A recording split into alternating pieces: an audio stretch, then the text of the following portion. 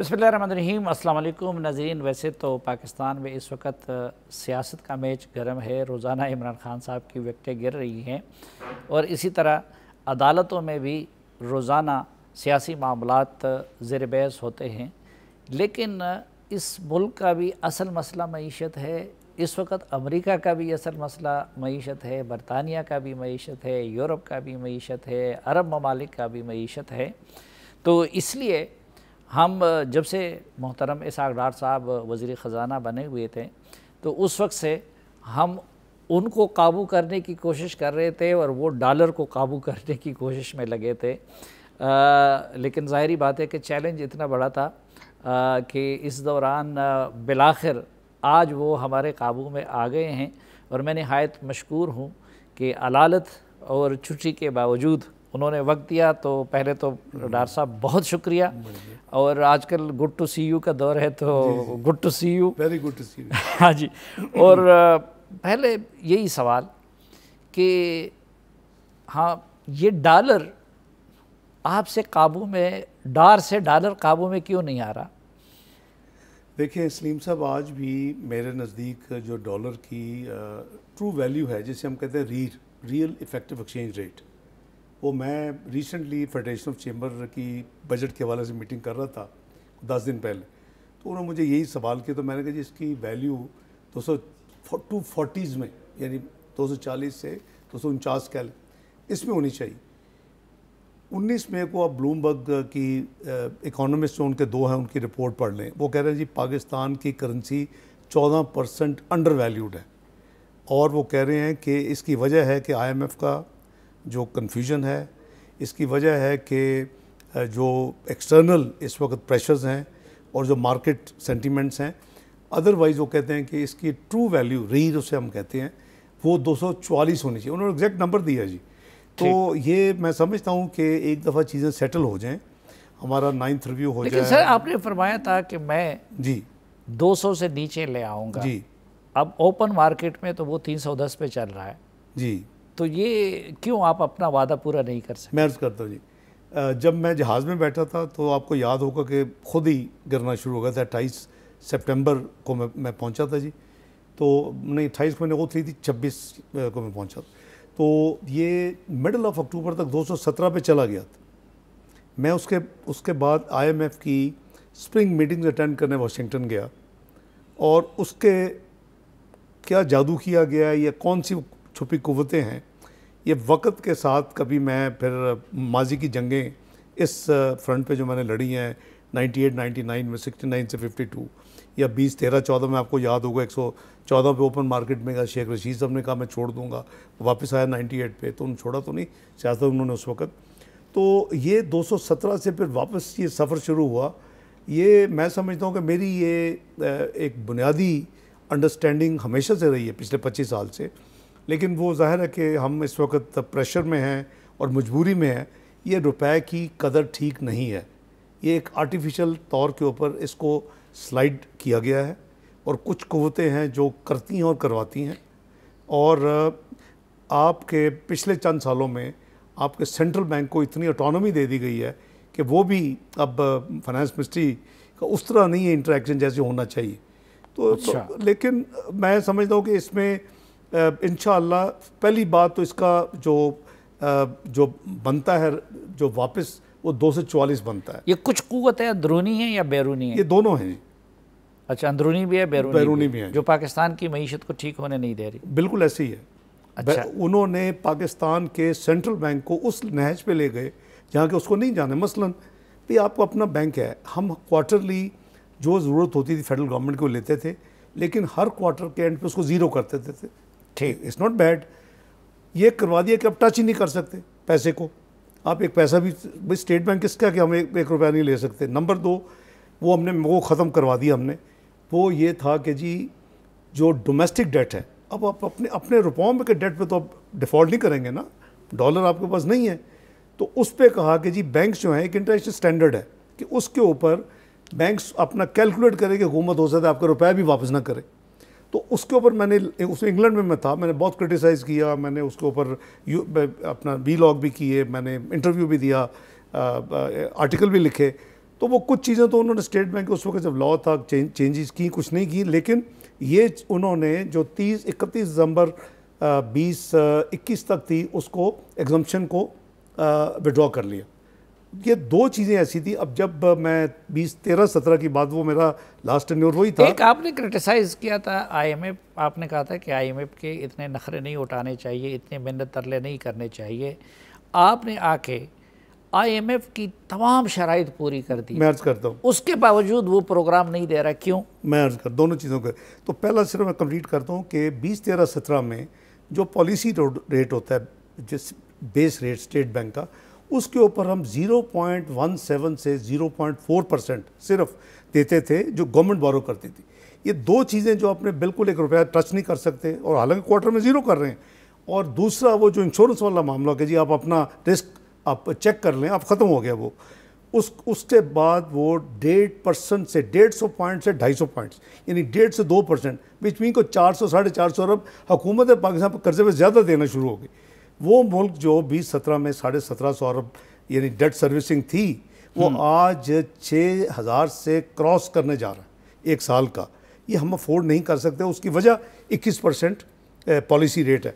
इस सब चीज़ों की जो तबाही शुरू हुई वो रुपए को जब खुला छोड़ा, जब रुपए को, यानी अब तो है ही है जो मजीद, देखिए जब तबाही होती है ना, जब डिक्लाइन आ रहा है तो आप एक हद तक उसको जब रोकने की कोशिश करते हो, टाइम लेता है।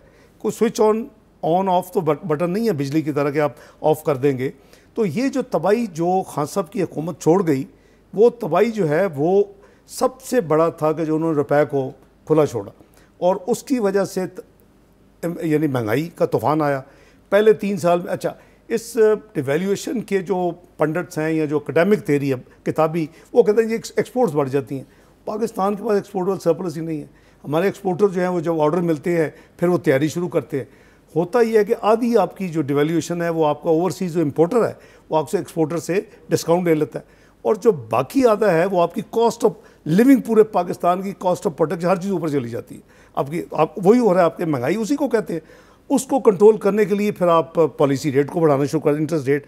तो ये कितना विशेष सर्कल है। तो इसलिए मैं हमेशा डिवेल्यूएशन को मदर ऑफ इकोनॉमिक ईवल्स कहा करता हूँ। अब ये मेरी 25 साल से हमेशा ये जंग रही है। आपको जो दूसरा सवाल है, देखिए सलीम भाई, ये जो सॉवरेन कमिटमेंट्स है ना, मैं उसका बिलीवर हूँ कि वो, देखिए वहाँ ये नहीं है कि वहाँ पाकिस्तान की कमिटमेंट्स हैं।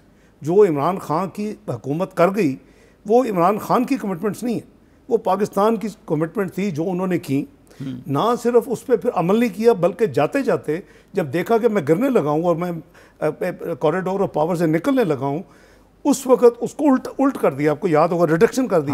वो हमारी क्रेडिबिलिटी इतनी बुरी तरह मुतासर हुई।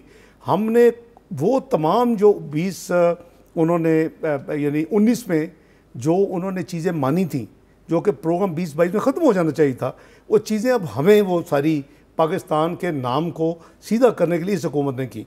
मेरे आने से पहले की, और काफ़ी हद तक 7वां रिव्यू फिर हुआ।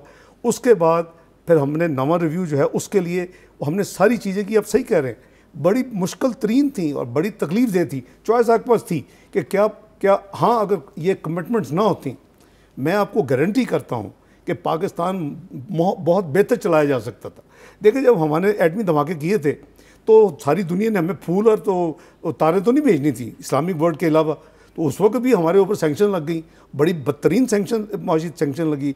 और उस पाबंदियों के साथ IMF ने उसी रात, यानी आज 28 है, सेम डे रात को हमारा प्रोग्राम सस्पेंड कर दिया, और वो 8 महीने सस्पेंड रहा ऑलमोस्ट।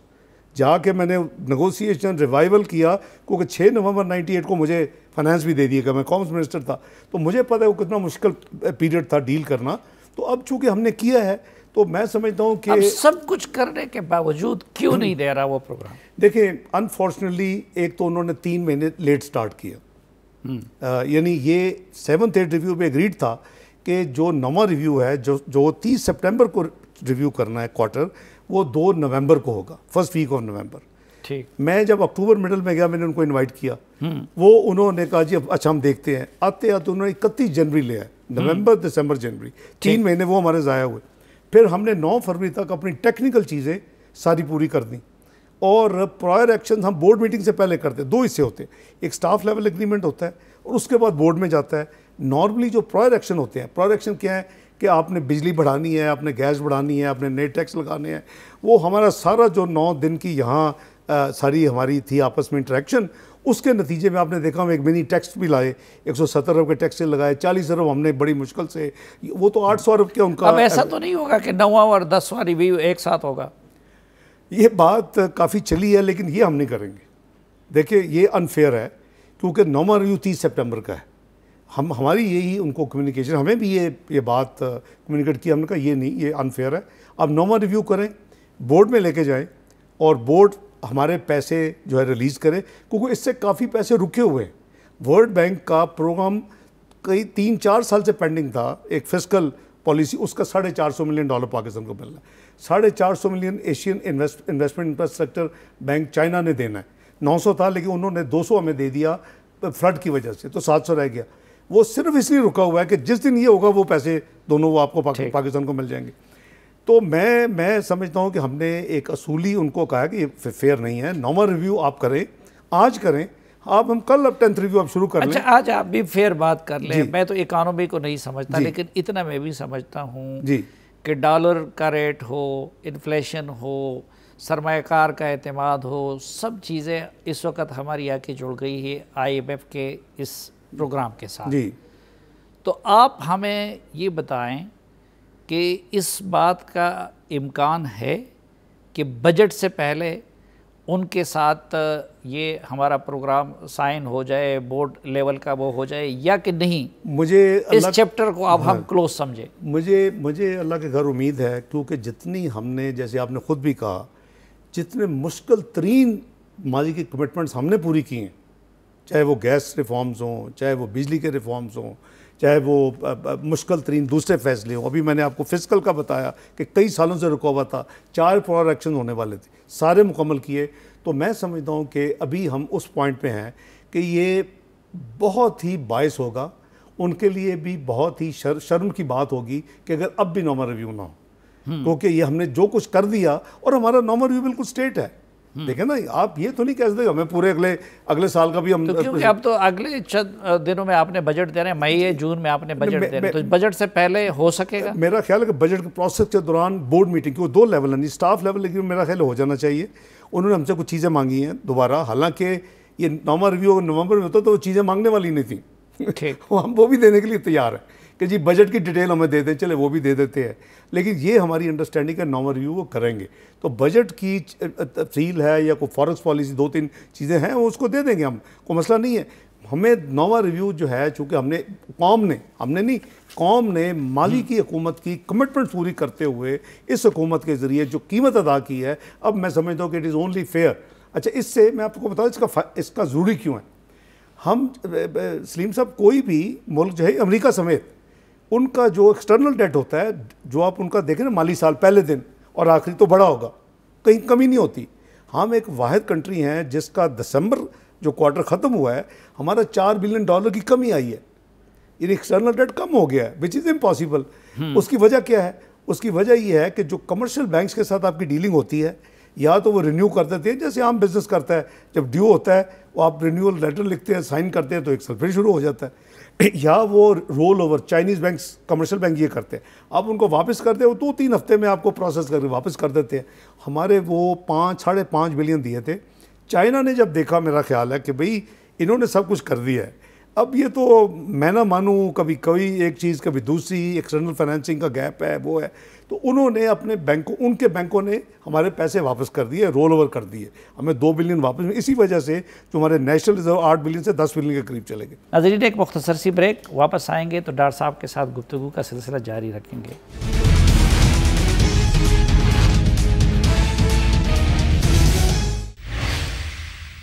एक बार फिर खुशामदीद आपको जरगे में। आज के जरगे में हमारे साथ हैं मुस्लिम लीग नून के मरकज़ी रहनुमा और वफाकी वज़ीर ख़जाना जनाब इसहाक़ डार साहब। डार साहब, तालिब इल्म की राय ये भी है कि ये असल में चाइना और अमेरिका का जो गेम है उससे हम मुतासर हो रहे हैं, इसलिए ज़ल्मे खलीलज़ाद और इस तरह के लोग इमरान ख़ान के लिए तड़प रहे हैं जी। और उनका IMF के ज़रिए भी हमसे नाक रगड़वाना और ये जो पाकिस्तान के ख़िलाफ़ प्रोपेगेंडा है, तो एक मकसद उनका यही है ज़ाहिरी कि हम चीन को छोड़ दें, सीपेक को छोड़ दें, ये तो हो नहीं सकता। जी जी। तो अगर वो नहीं करते बजट से पहले, तो एक सवाल मेरा ये है कि क्या फिर आप बजट कैसे बनाएंगे, और दूसरा क्या चीन हमें रिस्क्यू करेगा? देखिए, दो चीज़ें हैं। इन्होंने हमें, एक तो ये है कि बजट हमारा तैयार है, बल्कि ऑलमोस्ट अल्हम्दुलिल्लाह हम फाइनल फेज़ में हैं, क्योंकि ये तो 3 महीने की प्रोसेस होता है हमारा। हमने इंडिकेटिव बजट सीलिंग कहते हैं, वो आप ऑल प्रोसेस के बाद सब मिनिस्ट्रीज़ को, डिफेंस को, सबको दे दी हुई है। बजट हमारा तैयार है, इंशाल्लाह वो बजट देंगे। अब रहा मामला आपका कि अगर ये नहीं कर, देखें अल्लाह के फजल से पाकिस्तान ने सर्वाइव करना है, ये मेरा ईमान भी है और ये मेरा तजर्बा भी है। IMF और नो IMF, लेकिन ये फेयर नहीं है। We are not beggars, we are members. मैं उनको कहता हूँ कि आप हम पे एहसान नहीं कर रहे, हम आपके मेंबर हैं भाई, हम you are lender of last resort. ये तो मैं, हम डिफॉल्ट नहीं कर जाएंगे, सिर्फ इंशाल्लाह नहीं करेंगे, इंशाल्लाह नहीं। देखें, रिजर्व रह गए। आपके जब घर में या बिजनेस में तंगी आती है, किसी के भी, मैं इंडिविजुअल जनरल मिसाल दे रहा हूँ, तो आप क्या करते हैं? आप अकॉर्डिंगली अपने अपने अखराजात को कम करते हैं, अपने अपने खर्च को कम करते हैं। हम वही कर रहे हैं। आप देखिए कि कई सालों के बाद आपके मार्च का जो करंट अकाउंट डेफिसिट है वो सरप्लस हो गया है, 750 मिलियन। आपका अप्रैल का इनिशियल नंबर 18 मिलियन का सरप्लस है। तो हम आप अपनी चादर के अंदर रह के अपने अखराजात कर रहे हैं, इसका कोई शक नहीं है। इसका इकोनॉमी, लेकिन आपने दरामदात पे वही, इतनी हाँ, चेक लगाई है कि उसकी वजह से इकोनॉमिक एक्टिविटीज बिल्कुल जीरो हो गई। बिल्कुल है, नुकसान है, बट चॉइस क्या है? क्या हम देखिए, इस वक्त जो कई हमारे बैरूनी कुव्वतें हैं वो हैरान हैं कि पाकिस्तान कैसे सर्वाइव कर रहा है। पाकिस्तान क्यों नहीं अभी तक डिफ़ॉल्ट किया? पहले आपने देखा कि जब मैं शुरू में एंड ऑफ सितंबर, तो हर एक अंदर के मुल्क के अंदरून में भी और बाहर भी, इंक्लूडिंग इमरान खान साहब, डिफ़ॉल्ट डिफ़ॉल्ट डिफ़ॉल्ट, एक रट एक लगी हुई थी कि डिफ़ॉल्ट होना है। आप ये मानते हैं कि इमरान खान या वेस्ट जो कुछ हमसे कर रहा है, उसका एक फैक्टर चीन और सीफेक भी है? मैं समझता हूँ जी कि जो उनसे पॉलिसीज़ जो उन्होंने की हैं खान साहब के ज़रिए, हम बहुत करीब थे कि डिफ़ॉल्ट कर जाते। गालिबन वो शायद रिग्रेट कर रहे होंगे कि ये रहता तो डिफ़ॉल्ट हो चुका होता। जो कुव्वतें डिफ़ॉल्ट पाकिस्तान को करना चाहती हैं, जो बार बार बयान देती थी कि जी श्रीलंका बनेगा, आपने पाकिस्तान के अंदर भी लोगों को सुना यही बात कि डिफ़ॉल्ट 1 बिलियन का बॉन्ड है, नहीं पे होगा, डिफ़ॉल्ट होने वाला है। आपको याद होगा हमने 1-2 दिन पहले पे कर दिया। ये जी ये तो कर्ज़े पे नहीं करेंगे, ये जा रहे हैं पेरिस क्लब में। मैंने प्राइम मिनिस्टर को, हमने नहीं जाना। देखें, जाओ, अपना सवाल था ना कि क्या चीन हमें पैसे देगा? ये हमें ये भी कहते हैं IMF, आए हम आपको लेके चलते हैं चीन, आपको ले चल सऊदी अरेबिया, आपको लेके चलते हैं UAE। उनको कहते हैं इनको और पैसे दें। मैंने कहा हमें नहीं चाहिए, we will work with dignity. ये माजी की उनकी 7th रिव्यू की जो कमिटमेंट है UAE की और सऊदी अरेबिया की, 1 बिलियन 2 बिलियन टोटल 3 बिलियन, वहाँ तक तो उन्होंने कन्फर्मेशन दे दी। दोबारा पैसे तो अभी नहीं दिए, तो कन्फर्मेशन मांग रहे थे, दे दी। मैंने कहा हमें ज़रूरत नहीं है भाई, आप हमें मत लेके जाएं। उसकी वजह ये है, आपने सुना होगा एक्सटर्नल फाइनेंसिंग गैप, ये कहते हैं $6 बिलियन पाकिस्तान अरेंज करेगा तो हम करेंगे। जो इनसे अंडरस्टैंडिंग थी, जब टेक्निकल सारी बात हो रही थी कि आधा हम बोर्ड मीटिंग से पहले करेंगे 3 बिलियन, आधा हम बाद में करेंगे। वो जी वेरी, क्योंकि मंथ प्रोग्राम हो जाएगा तो मार्केट जो इस वक्त, जो जिन बैंकों को हमने 3.5 बिलियन वापस किए, उनको नहीं पता कि IMF के साथ दूनी क्या हालत है, क्या हम बाकी हमारी सेहत ठीक है मुआशी या नहीं है। वो वेट कर रहे हैं कि SLA हो जाए, स्टाफ लेवल एग्रीमेंट। तो मैंने इनको माजत की कि प्लीज़, एक तो यह कि हमें ज़रूरत नहीं है चाइना या सऊदी अरेबिया या UAE को तकलीफ़ देने की। वो हमारे बरादर, काश के हम ये भी ना कहते। कभी आपने 2013-17 में, 2013 में Pakistan macro economic unstable country था, आपको याद होगा, 6 से 7 महीने डिफ़ॉल्ट प्रेडिक्टेड था। तो क्या हुआ? 3 साल में अल्लाह ताला आपको उधर ले गए कि जहाँ आप दुनिया की 24वीं मईशत बन गए। आज इमरान खान साहब 47 मईशत छोड़ गए हैं और उनको अभी भी ट्वीट करते हैं कि जी इकॉनमी में बेड़ा गर्क हो गया। ओ भाई, आप बेड़ा गर्क करके गए हो, आपको तो शायद जिस काम के लिए लाया गया था वो काम नामुकम्मल रह गया। लेकिन वो तो कहता है कि मैं 12% पे इन्फ्लेशन या महंगाई को छोड़ गया था जी, और डार साहब के दौर में वो 37% पे आ जी। गया। अभी आप रेडियो अपना पाकिस्तान पेशावर में आग लगाएंगे तो आपका ख्याल है कि जब वो फायर ब्रिगेड आएगी तो फौरी उस पर बंद हो जाएगी आग? वो आग तो तबाही कर देगी, हम देख के आए हैं। तो आपने तो वो आग लगा दी थी। आपने तो पाकिस्तान के 4.25 साल में 78% पब्लिक डेट में इजाफा कर दिया। आपने पाकिस्तान के 4.25 साल में पब्लिक डेट और लायबिलिटी में 79% इजाफा कर दिया। ये तो कभी हुआ ही नहीं। और उसके नतीजे में आज हम दूसरे 14% आप पॉलिसी रेट छोड़ के गए। 100 बिलियन की स्टॉक मार्केट आपको दी, आपने उसको $25 बिलियन पे तबाही करके $75 बिलियन का पाकिस्तान तबाह करके सेकंड ईयर में आपने 1% कोविड से पहले इकोनॉमी नेगेटिव कर दी। उनको ख्याल करना चाहिए ऐसी बातें करते हुए। ये जो तबाही होती है फिर उसको तो चलती है ना, तो उसको रोकने के लिए जब फायर ब्रिगेड आती है, ये नहीं कि आ गई। अच्छा, वो तो संजीदा बातें करते हैं, लेकिन अब 4-5 अरब डॉलर के ज़खायर हो, IMF का कंफर्म नहीं है जी, चीन से आप कुछ नहीं करना चाहते हैं, तो इन हालात में आप बजट कैसे बनाएंगे और आप डिफॉल्ट से कैसे बचेंगे? देखिए, एक तो हमारा बजट, जैसे मैंने अर्ज़ किया, इंशाल्लाह बजट बड़ा कोशिश करेंगे कि अवाम पे बोझ न डालें, आम बंदे पे बोझ न डालें। और दूसरा, जैसे मैंने कहा कि जैसे हमने डेमोन्स्ट्रेट किया है, वो 98-99 हो, 2013 या 14 हो, जब कहा था डिफ़ॉल्ट होगा, हम इंशाल्लाह पाकिस्तान डिफ़ॉल्ट नहीं करेगा। ये उनको अब समझ आ गई है। रिसेंटली MD IMF ने एक जगह बयान दे दिया है, आपने भी पढ़ा होगा, कि पाकिस्तान डिफ़ॉल्ट नहीं करेगा। अब उनको समझ आएगी डिफ़ॉल्ट नहीं करेगा। हमने, हाँ, उनको ये पता है कि इन्होंने अपने बहुत ज़्यादा देखें, एक मैं पता नहीं मुनासिब है कि नहीं, लेकिन मैं आपसे बात कर लेता हूँ। मैंने 5 साल पहले, बल्कि 6 साल पहले, मैंने कुछ कॉरिडोर्स को यही समझाया था कि उतना खर्च करो एक्सटर्नल अकाउंट से जितना हम अफोर्ड कर सकते हैं। ठीक, अगर मेरी बात मानी होती आज पाकिस्तान इधर नहीं खड़ा होता। आप चाहे कोई भी जो समझता है मेरे साथ बैठ के आके नंबर मैं चेक कर ले। तो हमने अपनी चादर से ज़्यादा एक्सटर्नल अकाउंट यानी रुपयों के अलावा फॉरेन करेंसी खर्च की है और कमिट की है, वो हमें नहीं करनी चाहिए। अब हम जो कर रहे हैं डिसिप्लिन, ये डिसिप्लिन चलना चाहिए था।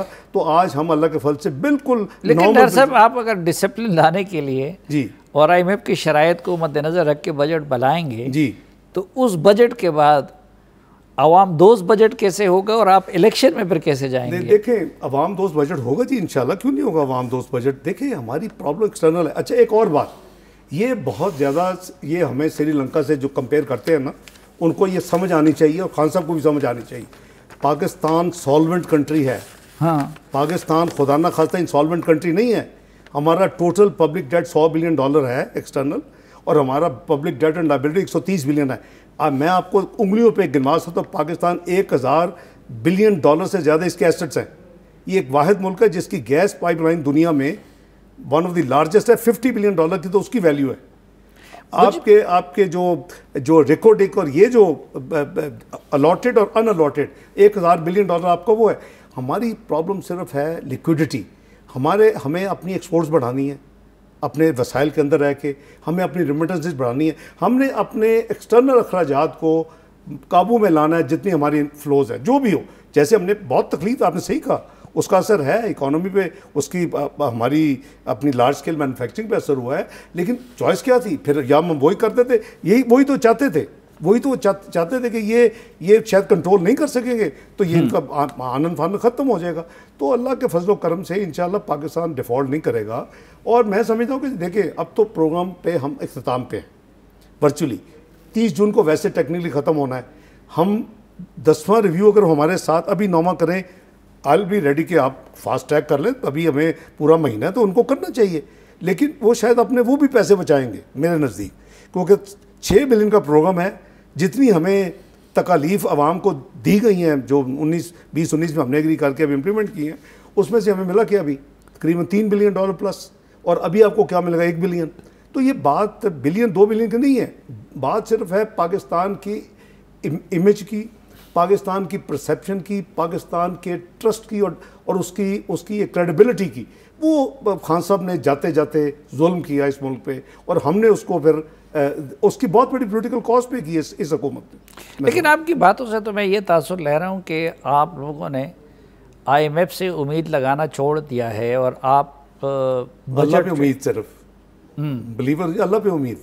अल्हम्दुलिल्लाह 98-99 में काटी थी, 13-14 में काटी थी, और 3 साल में किधर चले गए थे? तो ये हमारा जो इतना डेफिसिट है, 5000 अरब हमने कर्ज़ों की अदायगी में देने हैं, फिर बहुत सारे और मद्दात है, 1500 हमारे डिफेंस बजट के लिए होंगे, सिविल का भी, ये पैसे फिर हमारे पास कहाँ से? क्योंकि 14,000 का आप लोगों ने बिलियन का टारगेट रखा है।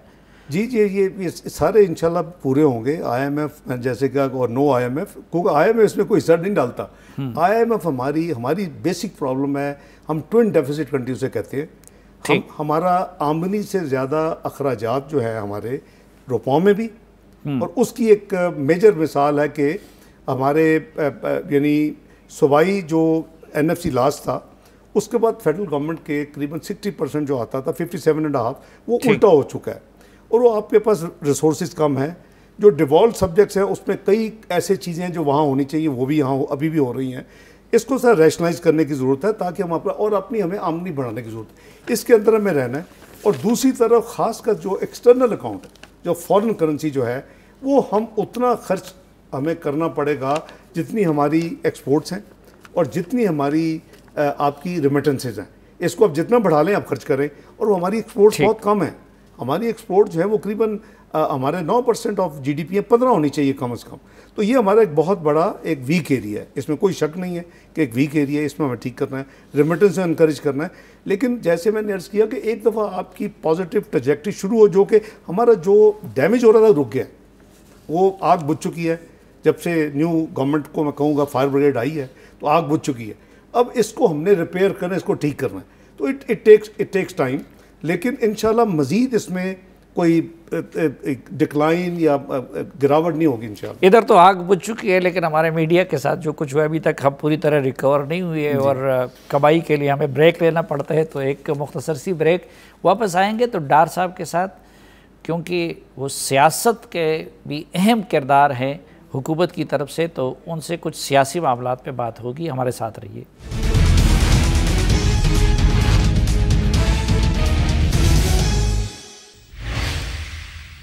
एक बार फिर खुशामदीद आपको जरके में। आज के जरके में हमारे साथ हैं वफाकी वज़ीर ख़जाना जनाब इसहाक डार साहब। और डार साहब, ये सियासी बातों की तरफ जाने से पहले सारी बातें, ये आप लोग कहते हैं डिफ़ॉल्ट नहीं होगा, IMF करे या ना करे तो हर दोनों सूरत में हम सर्वाइव कर सकेंगे। तो एक मुल्क का सरमायाकार भी, शहरी भी और बाहर के ममालिक भी, वो साथ एक रोड मैप भी चाहते हैं कि भाई आप ये किस तरह करेंगे। तो रोड मैप क्या है उसके लिए? रोड मैप आपको उसका नक्शा बजट में 9 जून को नज़र आ जाएगा।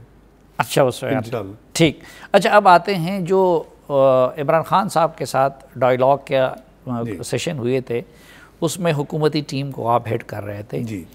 और अभी भी ज़ाहिर बात है कि मियां नवाज शरीफ साहब के साथ और PM के साथ क़ुर्बत की वजह से आपका इस मामले में अहम किरदार होगा। इमरान खान साहब ने अब दोबारा ख़ुद मुज़ाकरात की पेशकश भी की है और अपनी तरफ से एक कमेटी भी बना दी है। तो मुज़ाकरात क्यों नहीं करते? देखिए सलीम साहब, हमने बड़ी खलूस नीयत के साथ मुज़ाकरात किए। 5 राउंड्स हमारे हुए 3 दिन में, और जो आखिरी राउंड था, मैं समझता हूँ कि हमारी 75% हमने अपना एजेंडा दोनों पार्टीज़ ने, दोनों साइड्स ने, पार्टी तो नहीं, अब तो सारी पार्टी इधर है, वो अकेले उधर थे, अचीव कर लिया। सबसे पहले उनको कन्विंस किया आइन और कानून के तहत कि देखें ये अलहदा इलेक्शन नहीं हो सकते, तो माने। उसके बाद ये किया कि एक स्कीम ऑफ थिंग्स है जिसमें 18वीं तरमीम के बाद और इलेक्शन एक्ट 2017 के बाद जो हमने एक एग्री कर लिया कि पूरे मुल्क में अगर हमने फ्री एंड फेयर इलेक्शन करवाने हैं तो उसकी बुनियादी रिक्वायरमेंट है कि किसी भी जगह वो पॉलिटिकल गवर्नमेंट ना हो, तो वो भी अचीव नहीं होगी अगर आपकी बात उस पर भी मान गए। तीसरी बात इस पर भी आ गए कि एक दिन इलेक्शन होने चाहिए। तो ये 3 चीज़ें, चार हमारे एजेंडा आइटम थे जो हमने अचीव करने थे। आखिरी ये थी कि हमने डेट क्या लेनी। उनका ख्याल था कि जी हम 14 मई, चूँकि बड़ी सीक्रेट डेट थी उनके लिए, जो पंजाब के इलेक्शन की अनाउंस हो चुकी थी, वो कहते जी आप इस तरह करें कि 14 मई को आप अपनी हुकूमत को डिज़ोल्व कर दें। हमने कहा देखिए अगर 14 मई को डिज़ोल्व होती है तो 90 दिन होंगे, जून, जुलाई, अगस्त, तो आपके हिसाब से 14 अगस्त के करीब इलेक्शन होंगे। हम कह रहे हैं कि हमारी जो टर्म बनती है वो बनती है करीबन 12 अगस्त, तो अगर हम 1-2 दिन पहले करेंगे 10 अगस्त, तो सितंबर, अक्टूबर, नवंबर, तो बेसिकली एक आप जरगा करते हैं और जरगे में नॉर्मली मिडल पॉइंट पे आके जनरली फैसले होते हैं। तो आप ये उनको कहा कि भी देखो आपके हिसाब से अगर हम मान लें तो करीबन मिडल ऑफ अगस्त बनती, हमारे हिसाब से मिडल नवंबर बनती, लेट्स मीट मिड पॉइंट के ऊपर। मिड पॉइंट क्या है कि जी करीबन 30 सितंबर 1 अक्टूबर में अगर इलेक्शन हो जाए बजाय नवंबर में इलेक्शन होने के, वो उन्होंने एक अच्छा जी, उन्होंने कहा जी हम फिर अपने लीडर से जाके बात करते हैं, हम वापस आएंगे, बाहर जाके पॉजिटिव बात करेंगे। टू माई ग्रेट सरप्राइज, उस लेवल पे जब इतने सीनियर लोग हों तो आप तवक्को करते हैं कि जो बात हो उसको ऑनर किया जाए।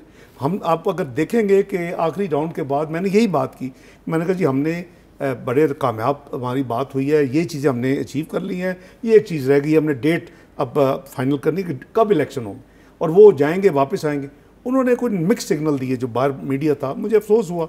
लेकिन उसके बाद जो वाक़या हो गया 9 मई वाला, और वो मैं समझता हूँ कि उसने कंप्लीट जो हालात को बदल दिए।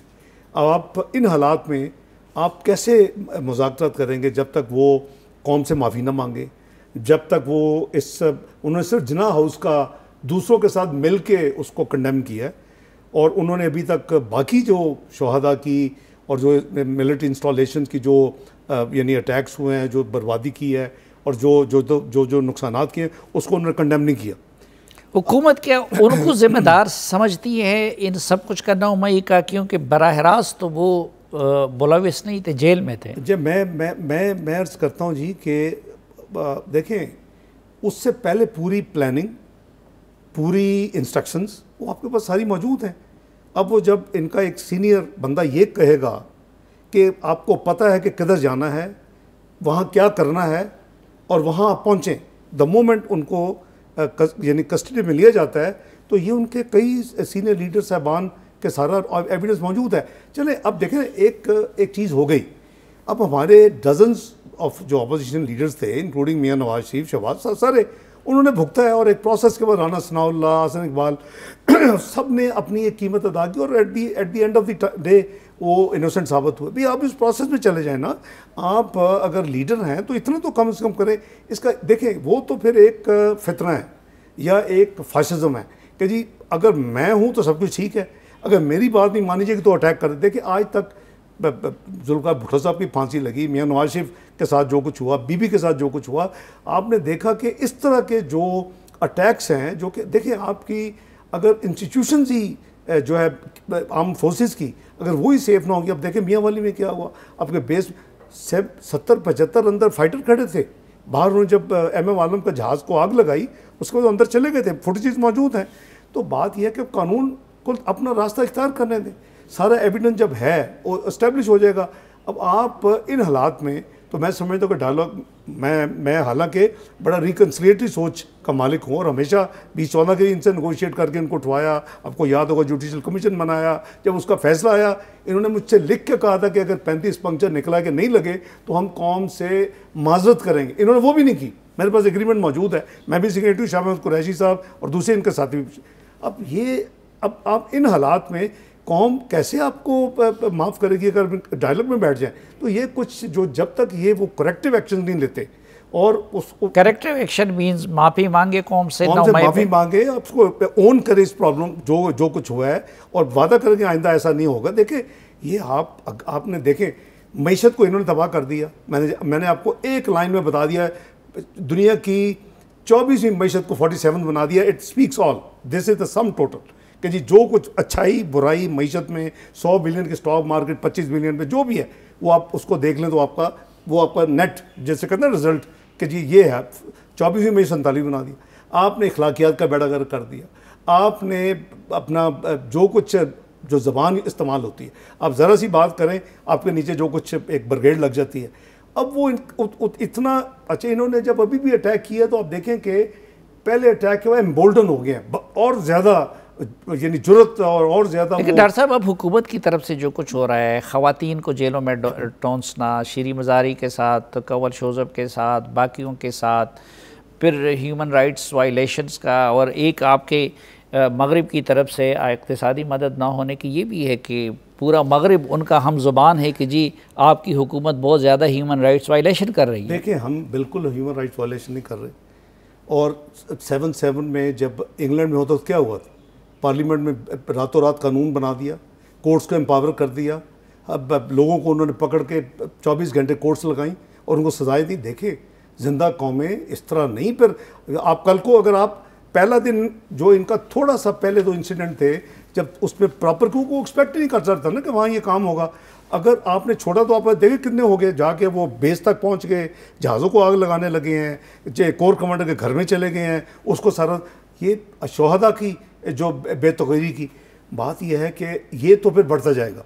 और आप ट्रंप ने जो किया वो मिलता जुलता ही जो एपिसोड था, देखें ट्रंप उधर क्या हो रहा है, उनको सजाएं हो रही हैं, आज भी केसेस उनके चल रहे हैं। तो हमको उन्होंने तो सिर्फ पार्लियामेंट पे किया था, ठीक है, 9/11 के बाद उन्होंने गोइंतनामो बे भी बना दिया, ये सब मैं कुछ वही भी किया, लेकिन गुजारिश कर रहा हूँ कि देखिए कानून को अपना रास्ता लेने दें। ह्यूमन राइट्स वायलेशंस यानी किस हवाले से हो रही हैं कि चूँकि वो ख़वातीन हैं और वो एक्टिवली इंस्ट्रक्शन दे रही हैं और सारा उसमें देखी गई हैं और उसकी फुटेजेस मौजूद है, एविडेंस उनको टच न किया जाए। लेकिन पॉलिटिकल लोग हैं, अपने मुल्क के शहरी हैं, ठीक है, बिगड़ चुके हैं, लेकिन नहीं, रियासत तो माँ जैसी होती है। रियासत वो रियासत को तो माँ समझ नहीं रहे ना। अगर रियासत को माँ समझते तो कम अज़ कम ये जो सरकारी जो सेंसिटिव इंस्टॉलेशन उस पर कम अज़ कम उनको हमला नहीं। तब देखिए किसका ज़मीर है कि आपने वो एम आलम जिसने आपका यानी 6 जहाज़ दुश्मन के गिरा दिए, और जब आप जिना हाउस में जाकर जो कुछ आपने किया, जो पेशावर रेडियो पाकिस्तान में जाके आपने आर्काइव जला दी जो ऑलमोस्ट 100 साल की 1935 से चल रही थी, तो आप किस देखिए इस तरह फिर अनारकी थी। और अनारकी एक बड़ी फाशिज्म, ये is nothing different than fascism. और इसके चंद लोग, लेकिन वो भी आप लोग जमहूरियत की बात करते थे, ह्यूमन राइट्स की बात करते थे, आइन की बारादस्ती की बात करते थे, इंडिपेंडेंस ऑफ जुडिशरी की बात करते थे, तो फिर उन पे आम अदालतों में क्यों मुकदमे नहीं चलाए जा रहे हैं? वो मैं अर्ज करता हूँ, देखिए वो लाइक्स विद लाइक्स, वो एक political activities yes, fundamental rights को करना यस, पीसफुल डेमोन्स्ट्रेशन करनी बिल्कुल होनी चाहिए, उसमें कोई इतराज़ नहीं है। आपने एक वैंडलिज्म, एक अटैक, सेंसिटिव इंस्टॉलेशन आपने अपने आर्म फोर्सेस के ऊपर, शोहदा के ऊपर, ये तो इनएक्सक्यूजेबल है, इसकी तो माफ़ी होनी चाहिए। दूसरा, जैसे आपने खुद ही दिया कि जब वो उनके 9/11 हो तो गुआंटानामो बे उन्होंने कर लिया, उन्होंने कहा हमारे मुल्क तो नहीं कर सकेंगे, सारे के सारी वहाँ पार कर दी। तो अगर हमने इसको काबू नहीं किया और इसको हमने अच्छा आपने कहा, लेकिन हमारे हाँ तो इंसदादी दहशतगर्दी की अदालतें भी हैं। मैं अर्ज करता हूँ, वो कहते हैं कि जी मिलिट्री उसमें एक फरीक है या आर्म फोर्सेज एक फरीक है। नहीं, फरीक नहीं है, वो एग्रीव्ड है और उधर बहुत डिमोरलाइजेशन नेचुरल हुई होगी और उसको करेक्ट करने का एक ही तरीका है। देखिए ये आपका जो आर्मी, आप आर्मी 1952 की बात कर रहे हैं मेरा ख्याल, उस हवाले से उन कोर्ट से, वो आपका कोई नया तो नहीं है ना, ये कोई स्पेशल मिलिट्री कोर्स तो नहीं बने ना अभी, ये तो आपका सिस्टम 1952 से चल रहा है। इसी के तहत वो कलभूषण का भी सारा प्रोसेस हुआ। ये कोर्ट्स और ये कानून, इंटरनेशनल कोर्ट ऑफ जस्टिस ने भी इसको सर्टिफाई कर दिया कि ठीक है। देखिए 3 चीज़ें आपके लिए ज़रूरी होती हैं किसी लिटिगेशन में। एक कि जो मुल्ज़िम है उसको अपनी मर्ज़ी की लीगल काउंसल अवेलेबल होनी चाहिए, जिसको वो लाना चाहिए, अवेलेबल है, इन कोर्ट्स में अवेलेबल है। नंबर 2, अगर वो उसको सज़ा होती है तो उसकी अपेलेट प्रोसेस होना चाहिए। यहाँ एक एक्स्ट्रा अपील है, उस फैसले के ख़िलाफ़ पहली अपील जाती है आर्मी चीफ के पास, उसके बाद अगर वो अपील यानी वो नहीं कुछ रिलीफ मिलती, high courts and then supreme court. तो ये और कोई नए कोर्ट्स नहीं है, ये ऑलरेडी फंक्शन कर रहे हैं। तो मैं समझता हूँ कि हम उसको, ये एक कैंपेन फिर की जा रही है। मुझे कई डिप्लोमेट मिले हैं वेस्टर्न कंट्रीज़ के, मैंने एक्सप्लेन किया, सरप्राइज्ड। मैंने कहा भाई कोई we are not doing any new legislation, ये जो एग्जिस्टिंग लॉ है इसमें पैलेट प्रोसेस भी है, इसमें राइट ऑफ लीगल 10A जो हमारा है fair trial, that is there. तो मेरा मतलब है कि लेट देम फेस। नहीं तो इस तरह तो दहशतगर्दों को डील किया जाता है, तो क्या आपकी हुकूमत PTI पे पाबंदी लगा रही है? मैं अर्ज़ करता हूँ, अच्छा उसका भी जवाब दे एक मिनट में।